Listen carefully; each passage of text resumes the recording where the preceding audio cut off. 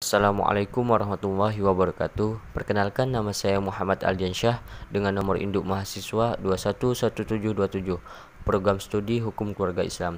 Saya mahasiswa semester 2 di STAIN Sultan Abdurrahman, Kepulauan Riau.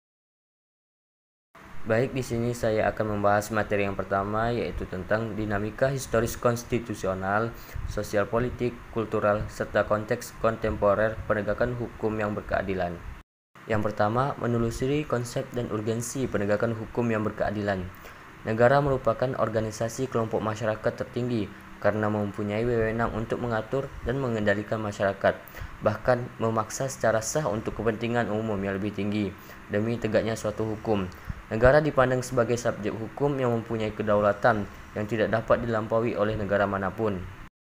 Adapun alasan diperlukannya penegakan hukum yang berkeadilan, beberapa di antaranya yang terkait dengan masalah penegakan hukum adalah: yang pertama, perilaku warga negara, khususnya oknum aparatur negara, banyak yang belum baik dan terpuji, seperti masih ada praktik KKN, praktik suap, perilaku premanisme, dan perilaku lain yang tidak terpuji. Yang kedua, masih ada potensi konflik dan kekerasan sosial, seperti SARA, tawuran, pelanggaran HAM, etnosentris, dan lain-lain. Yang ketiga, maraknya kasus-kasus ketidakadilan sosial dan hukum yang belum diselesaikan dan ditangani secara tuntas. Yang keempat, penegakan hukum yang lemah karena hukum bagaikan pisau yang tajam ke bawah tetapi tumpul ke atas. Yang kelima, pelanggaran oleh wajib pajak atas penegakan hukum dalam bidang perpajakan.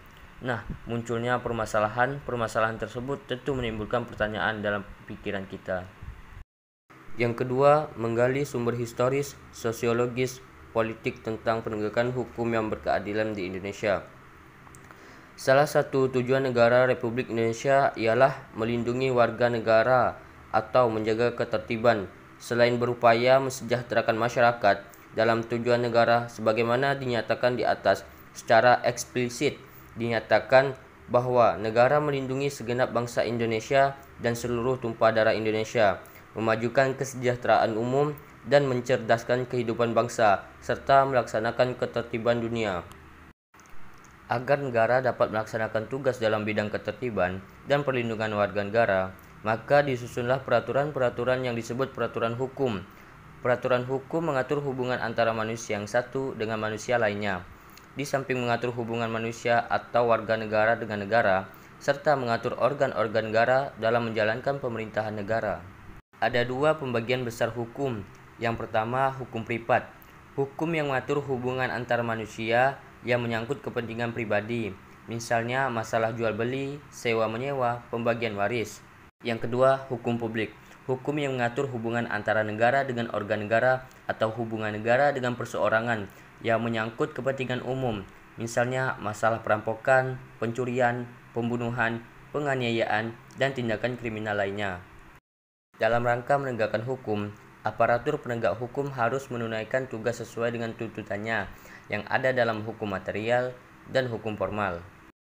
Yang pertama, hukum material adalah hukum yang memuat peraturan-peraturan yang mengatur kepentingan-kepentingan dan hubungan-hubungan yang berupa perintah-perintah dan larangan-larangan yang terdapat dalam Kitab Undang-Undang Hukum Pidana.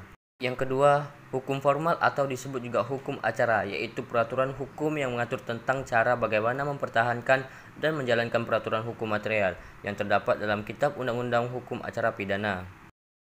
Dalam upaya mewujudkan sistem hukum nasional yang bersumber pada Pancasila dan Undang-Undang Dasar Negara Republik Indonesia tahun 1945, bukan hanya diperlukan pembaharuan materi hukum, tetapi yang lebih penting adalah pembinaan aparatur hukumnya sebagai pelaksana dan penegak hukum. Di negara Indonesia, pemerintah bukan hanya harus tunduk dan menjalankan hukum, tetapi juga harus aktif memberikan penyuluhan hukum kepada segenap masyarakat, agar masyarakat semakin sadar hukum. Dengan cara demikian, agar terbentuk perilaku warga negara yang menjunjung tinggi hukum serta taat pada hukum. Baik, selanjutnya materi yang kedua atau yang terakhir, yaitu materi tentang dinamika dan tantangan penegakan hukum yang berkeadilan Indonesia. Penegakan hukum di Indonesia dipandang masih lemah. Dalam beberapa kasus, masyarakat dihadapkan pada ketidakpastian hukum. Rasa keadilan masyarakat pun belum sesuai dengan harapan. Sebagian masyarakat bahkan merasa bahwa aparat penegak hukum sering memberlakukan hukum bagaikan pisau yang tajam ke bawah tetapi tumpul ke atas. Apabila hal ini terjadi secara terus-menerus, bahkan telah menjadi suatu yang dibenarkan atau kebiasaan, maka tidak menutup kemungkinan akan terjadi revolusi hukum. Oleh karena itu, tantangan yang dihadapi oleh bangsa Indonesia saat ini adalah menghadapi persoalan penegakan hukum di tengah maraknya pelanggaran hukum di segala strata kehidupan masyarakat. Mungkin hanya itu yang dapat saya sampaikan. Terlebih terkurangnya saya mohon maaf. Saya akhiri. Wassalamualaikum warahmatullahi wabarakatuh.